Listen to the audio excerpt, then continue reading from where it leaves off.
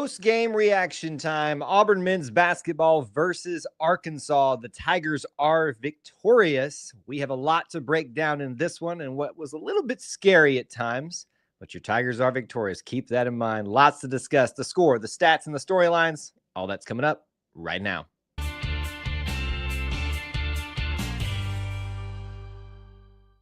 War Eagle, everybody. Welcome back to another edition of E2C Network Live, where we share the Auburn experience, which is all about Auburn sports, Auburn culture, Auburn family stuff. If it's a better way to say it, it's orange and blue.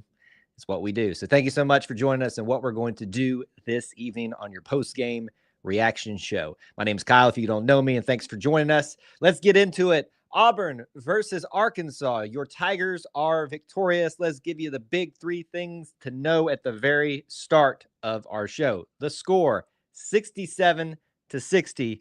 Auburn wins and responds after their great victory over Alabama. A lot of people thought they might fall off a little bit, and you might be able to make that argument that they might have a little bit, but we'll talk about that. 67-60. The big stat that I have for you is 50%. That is the free throw percentage for Arkansas, which is really maybe the reason they ended up losing this game. We'll break it down a little bit further. And the storyline for you, Auburn does respond after what could have been an emotional letdown after such a big matchup with Alabama. They survive a little bit of a scare at times and get the win at home over a formidable SEC opponent. So that is your score, your stat, and your storyline to get the show started off this evening. We'd love for you to get the show started off if you're watching live especially.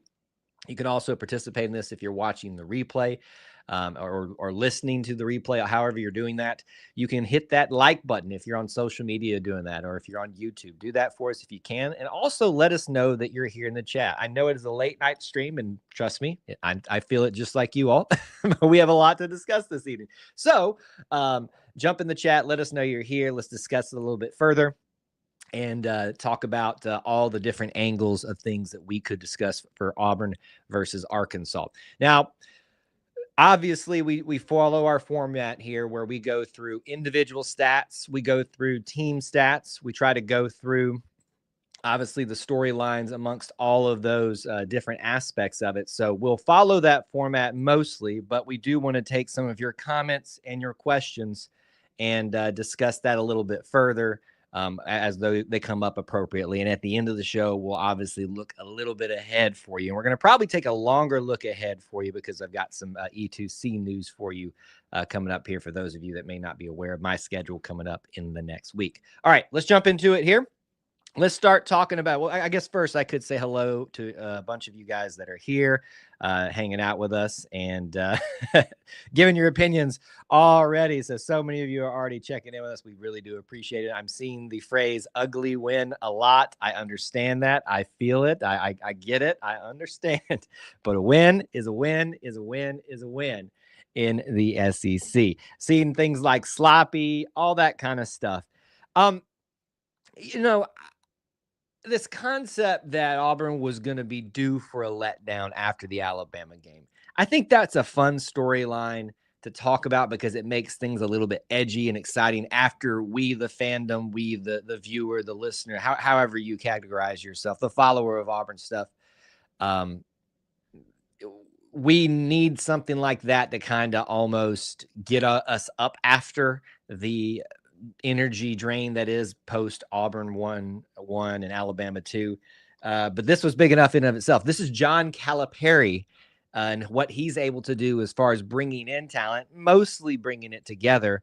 But I do think personally that this is, again, a classic sign of a John Calipari team.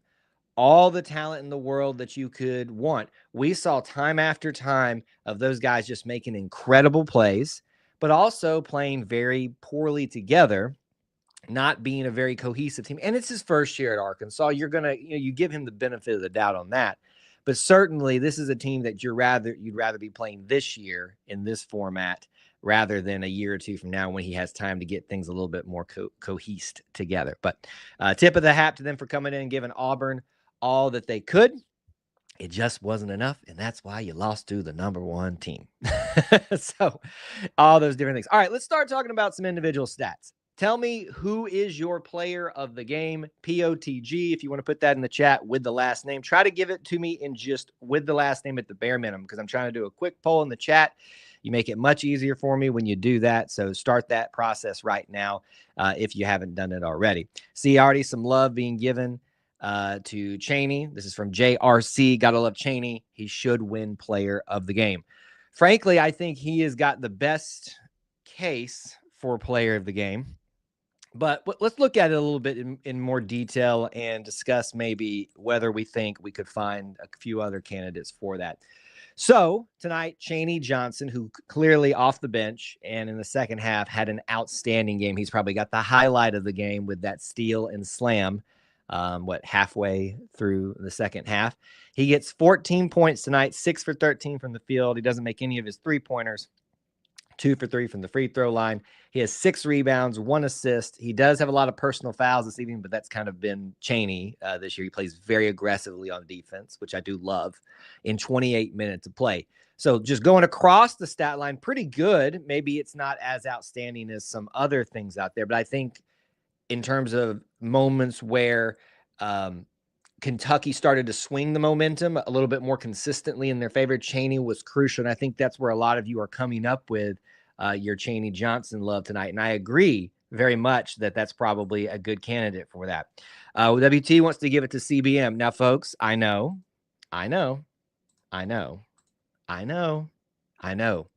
We're going to talk about it, but let's focus on the good part of these things right now. Okay, let's keep it focused on things. Did I say Kentucky? By the way, let me just go ahead and preface this right here. I'm going to probably mix up Kentucky and Arkansas 1,000 times tonight. I am used to saying Calipari and Kentucky. It is going to happen. So just know that I'm talking about one and the same. It's going to happen a lot tonight. Thank you for WT is always good about catching our misspeaks and things like that. We appreciate for him keeping us humble. So thank you for that. But it's going to happen a lot. All right. Looking at CBM tonight, he gets, I lost him on my sheet here. He comes off the bench again, still kind of getting some rest, at least a little bit. 15 points, 4 for 8 from the field, 1 for 5 from the three-point arc. So not great there, but 100% from the free throws.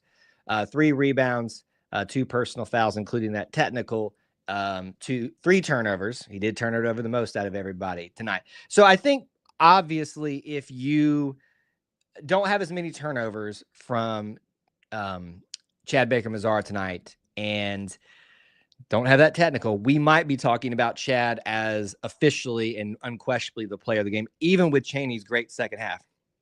Free throws win championships. And you saw who they went to immediately to get the ball in their hands to get when they knew Arkansas was going to be fouling the entire time. They wanted to go to Chad. I also want to point out this. Chad had an opportunity to hold on the ball for those last free throws and chose to dip it off to Denver Jones to give him those last free throws, which he also made as well. So Chad, I think, certainly deserves a lot of credit tonight amongst even the discussions about what he could or could not have or should not have been involved in and things like that. But here's the crazy thing about that, guys, tonight. Auburn's leading scorer wasn't even those two. It is Johni Broome once again. 16 points for 7 for 15 from the field. None of his three-pointers went in. He's 2 for 2 from the free throw line. 13 rebounds, so a double-double again. I know we talk about it every night. 3 assists, 2 personal fouls, and they just actually updated it live. 2 turnovers to Johni Broome. It was 1, unless I'm just now seeing things. Anyway, in 32 minutes of play, he plays the most out of everybody. Miles Kelly played the most out of everybody tonight. But Johni has just a solid night, and I think even the announcer said, it wasn't like he was, super amazing throughout the entirety of the night, but he certainly had his Johni moments. He took over in the second half.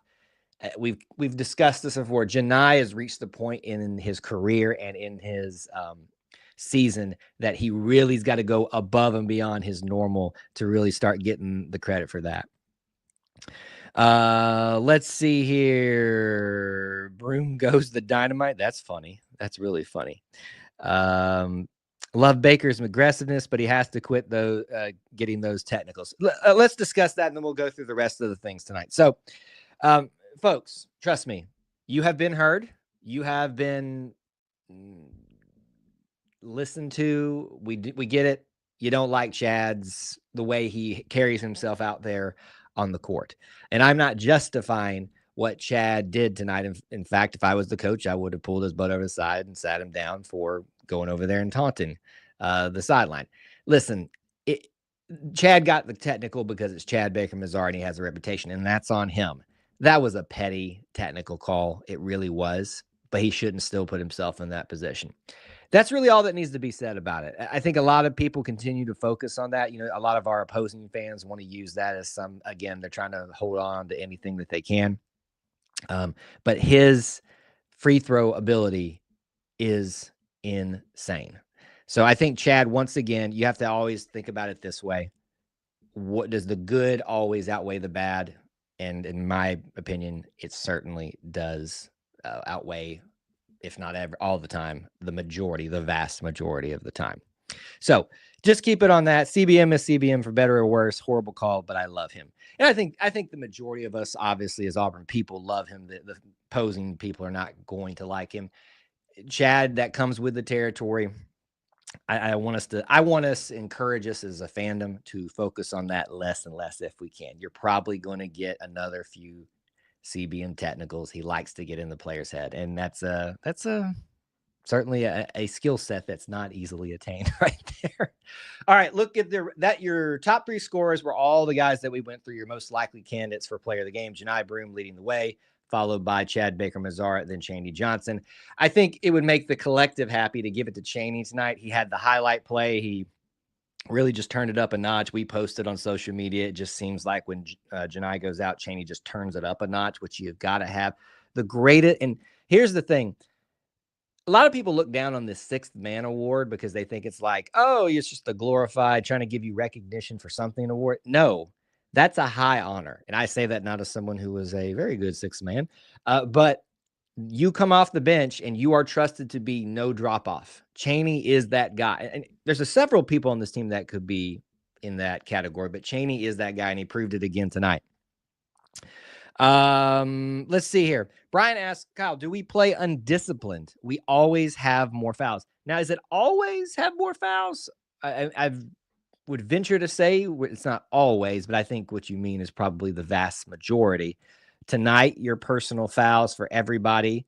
Auburn has 13 to Arkansas's 14. So not tonight. So here's the thing. You've got a team that plays very physical. You're going to get a lot of those foul calls. And I think they discussed that a little bit under that. I don't know that it's undisciplined. I think sometimes what people think is undisciplined, it's the freedom that coach gives the players. And I've talked about this a lot in my high school. We were having a terrible senior year until finally our coach said, you know what, guys? Y'all are so worried about messing up for me. Just go out there and play and have fun. And I'm gonna obviously correct you where something needs to be corrected, but just go out there and do it. And lo and behold, it was like we felt this weight come off us and we started winning. And that's in all aspects, offensively, defensively. So I like the way coach coaches, and certainly I think that does sometimes lend itself to looking a little bit undisciplined at times, especially when you have personalities like CBM or a KD when he was here. But either way, I don't know that I would call it undisciplined, but I understand where that comes from. The rest of your scores this evening, we need to give some credit to Denver Jones. Denver, I think, had some very timely moments. 9 points for him, 3 for 9 from the field. He makes all his free throws, 3 rebounds, 1 assist. Denver is continuing to show why he's finally getting the recognition that he deserves, contributing in all facets of the game. See, this is one of those games where people would used to point to that and say, oh, Tahad needs to start instead of Denver. And I'm like, nah, you're not ignoring the rest. You're ignoring the rest of the game of what he's doing, defensively especially. So there's Denver Jones. Miles Kelly tonight, 7 points. He knocks down 1-3 early in the game, which is kind of his MO. He gets 8 rebounds tonight, so he gets almost a double digits in rebounds. We've been seeing that a lot from Miles lately, which is really incredible. Dylan doesn't score tonight, which is a shock. He nearly had that slam dunk that brought down the house. Chaney's brought down the house, but not him. Pettiford tonight had a struggle. He got into foul trouble early, and he got into it often. And you're going to have nights like that. Only 4 points for him tonight. He makes one of his 3-pointers and 1 free throw. So, unfortunately, there wasn't a lot of Pettiford highlights. It feels like we're always due for one of those, and it just didn't happen this evening, which is a shame. Let's see here. Yes, and once again, folks, while we're doing this show live, please keep the chat about Auburn, not stuff that is not related to Auburn. Okay? We want to keep the focus on that. You can enjoy it on the side while you're watching and listening to this, but keep the chat about Auburn. So that's all the individuals right there. We even looked at the personal fouls as a team, but your personal fouls tonight, Pettiford got 4, Chaney got 4, but everybody else stays below 2 tonight. So maybe something to go back and look at, Brian, who asked that earlier, about how many personal fouls were given up compared to others. And we'll just see if that comes up in the future. He didn't have any WT once again correcting me. Didn't have any highlights. Did you not see him on the off the ball screen? Yes. Let me correct myself again from WT. I do not mean that he didn't have any highlights. I just mean we are used to Tahad really, I think, especially lately in the second half, going off for a little bit. And I feel like he was hampered, obviously, by the fact that he was in foul trouble a lot tonight. Looking at the scoring, how it broke down over the game before we move into team stats. Arkansas scored 27. We had 33 in the first half, so a lead going into the halftime.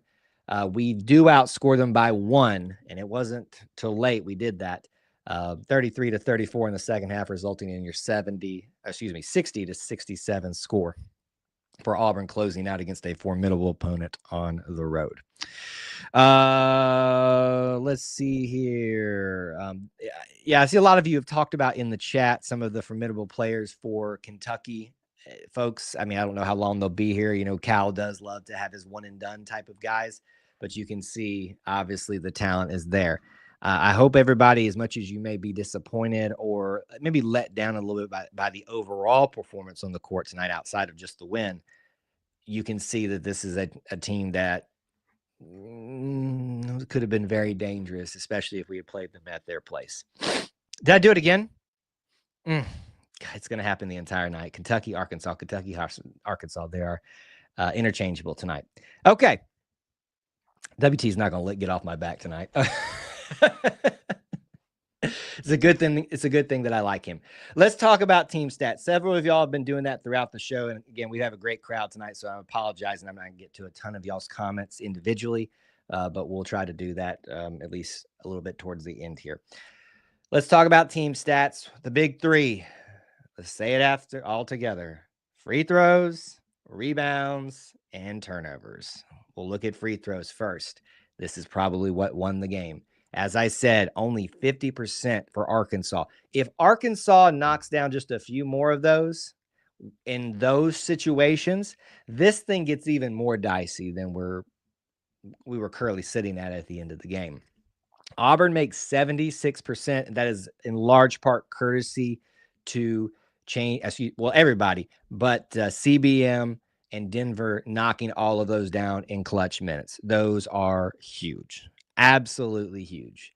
He's almost automatic WT from the free throw line. And that's the guy. I want him or Denver shooting it in the clutch minutes. Either one will do. I'll probably pick CBM, frankly, because I think he just thrives from knowing he got fouled or forced someone into a foul and gets to finish them off from the free throw line.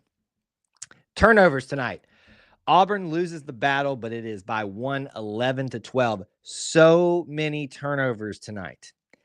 Really frustrating. Can't be doing that anywhere, but it's frustrating when it happens on the road because you hope you're a little bit more comfortable making less mistakes, but maybe that's because you're home and you're a little bit more free, a little bit more loose, lackadaisical at times. So they lose that battle. They've won the free throws. Rebounds tonight, Auburn does win 29-25. As I always tell you, it doesn't mean that if you win all those categories, you win the game, but certainly you find yourself in a position to win the game. Auburn takes 2 out of the 3 at home with some other factors that we'll discuss here in team stats. you can understand why they ultimately beat Arkansas this evening. Looking at some other things, not a terrible day shooting. I mean, it wasn't great, but not terrible for either team. 45% for Arkansas. That's what kept them in the game outside of their free throw shooting, but they had a horrible day. 16% from the three-point arc. Auburn, not much better, 17%. They only make 4 of their 24, but they shoot 40% overall. We already touched on free throws. Points off of turnovers, 2 in the favor of Arkansas, 10-8. What else here? Offensive rebounds. So I didn't look at the breakdown initially. Look at this. And I think maybe, I don't know who credit to in our chat. Somebody posted it a little bit earlier. The offensive rebound is a big factor for Auburn here. Only 4 for Arkansas, 13 for Auburn. That's a big get right there. Let's see here. Micah said errant passes, lob over the head passes, and careless one-handed passes were the most of Auburn's turnovers. And I would tend to agree there as well. I think several other people agree with you in the chat. Especially early on in the game, you saw what I would characterize as miscommunications, not so much of being lackadaisical, but somebody assuming somebody was going to be there at a certain point. But then you would juxtapose that with brilliant passes like Janai Bream has when he's backing someone down and just throws it over his shoulder to the corner to set somebody up for a 3. We shared that out on social media if you want to see that. That was a great play by Janai. So it was a hot and cold night passing. In fact, let's look at assists tonight. Auburn usually does a little bit better. They do win the category 10-11. But you couple that with the amount of turnovers, and it pretty much like negates itself there in terms of sharing the ball versus giving it up. They were sharing it a lot in all aspects, I guess, is what I'm saying right here. So that's not a bad thing to point out, Micah. Rest of the stats, second chance points, highly in the favor of Auburn, 3-16. Bench points, listen, this is a huge margin, 8-33. I know that most people would point to that and say that's the reason for Auburn winning tonight, and you're probably somewhat correct, but we're just used to the bench for Auburn producing a lot, especially when you've got Chad Baker-Mazara coming off the bench tonight. Even with him, that still would be a significant margin if he had been starting tonight. Points in the paint, Arkansas wins 40-30. That's interesting. They win fast break points by 2. They win blocks by 2 because they had a freaking giant out there. How do you say his name? Visik. I forget how I can't pronounce it, but he is a behemoth of a man. He's skinny as a rail, but he's just tall and lanky and annoying and won't get out of the way. And they win in steals tonight as well. So that is your team stats right there. What else? Individual-wise, team-wise, stat-wise, storyline, haven't we talked about here tonight? I had saved something earlier here, but we had already discussed that, so I'll move that down. Ivisic, is that how you say it? I don't know how you... Ivisic? There we go. I'm getting phonetic lessons from everybody. JRC, you can hit me up for those type of questions. Just hit me up on social media, and I'd be happy to share that with you. After the show. Let's see here. WT says, I love the lob alley-oop that Cardwell dropped on them. It was almost like a taunt. Yeah, you usually see Cardwell getting set up for those type of things. He did the setting up tonight, which is really interesting. Really, it's a different thing for him tonight. I hate that he didn't get any points. He only shoots 1 time tonight. And he played significant minutes tonight, so I hate that we didn't get to talk about that one. Let's see here. Let me look at this on there. Big Z, is that what they call him? Is that his nickname, Big Z? Going 0 for 8. He was 0 for 9 from the three-point arc. Yeah, I think that's probably the thing. If he shoots that often as a big man, which I think is what they were indicating on the broadcast tonight, and he doesn't make any of them, it's kind of interesting.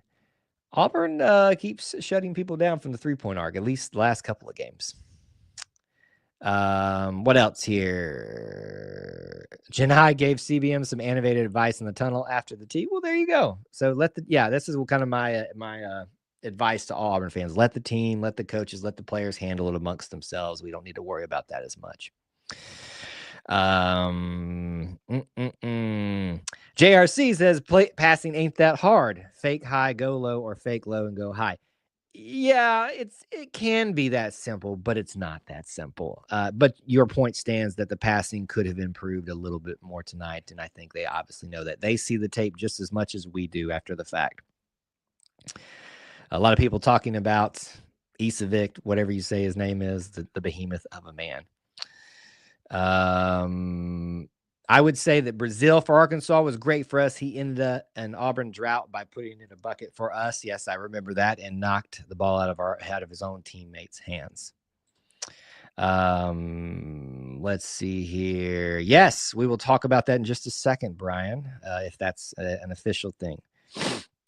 Apparently, the last time out, Bruce, this is from Devin. Apparently, that last time out, Bruce let Denver take the reins and talk to the team. Love that leadership. He's earned it, has he not? If any of you are still questioning Denver Jones, you show that you don't know what you're talking about in the conversation of basketball. He's a leader. He's a producer. He's a facilitator. He's all of the above. He is a well-rounded team player. And I love me some Denver Jones. All right, let's do this. Keep your comments and questions coming. We will cover anything that we've missed from this show on the back end of our show here, but also we want to look forward just a little bit. But before we do that, I need a name for this little mini segment, the rundown, the boilerplate, whatever you want to call it, the reminders for you, because this is important, especially this week. For those of you that are listening to this live, watching this live, or shortly thereafter, the replays the day after, you'll know that we typically have a lot of content already set up for you and ready to go. Kyle's going on vacation, so I will not be here. I will not be in the office essentially for the next week and a half till I will be arriving back Saturday when we play Kentucky. So there are no planned live streams until then. There will be planned videos and content on YouTube, on our social media platforms. So we do ask that you stay connected, stay engaged, all that stuff. And my advice to you is, if you're just arriving here and if you don't have a notification bell clicked, especially on YouTube, you should, because you never know. I might do a surprise or something like that, but I will be on vacation. So keep that in mind. Other than that, always want to encourage you to check out our links in our description or anywhere else on social media that we share for ways that you can get connected, ways that you can get involved, such as shopping with Alumni Hall. If you shop with our link profile, it's in our description link. If you shop through that and buy something, you support yourself by getting yourself new Auburn gear. You support Alumni Hall and you support us. So there you go. Okay, what do we got here? Let's talk about it. Let's discuss anything that is left over from the discussion about this game, but also looking forward a little bit before that. So I think it's evident that Alabama lost tonight, which is great. And certainly, while we would normally just revel in that because we're Auburn fans, how about this? It does open up a nice lead from them on between the two of us for the SEC regular season title, all of that stuff. You certainly got to worry about Florida. That's out there as well. I don't know how they're doing. I think they won last night. So they have the leg up on us if we ever get closer to them because they beat us. And we won't get to play them again. But certainly it's nice to know that happened tonight. This is a great comment from Hugh. Regarding Denver, are there any questions? Not in my mind. Let's see. What else we got here? What else we got on here tonight?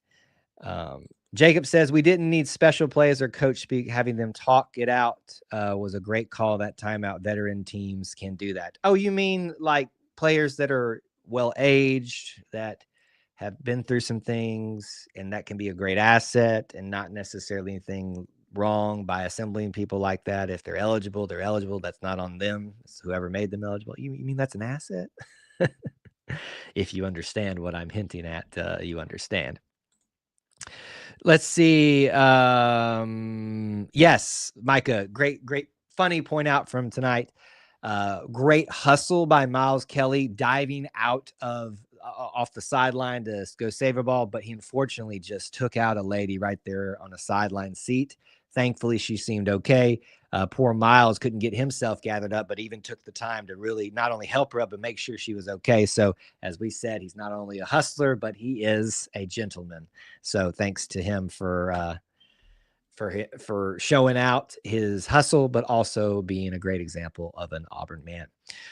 Okay, if you've got any last minute things, drop them in now, but let me round it out for us. As we discussed, Auburn, Arkansas, it got a little bit scary at times, but boy, I am happy to have a win, especially after getting over the emotional dump that some people say is there after a big win like the Auburn-Alabama game.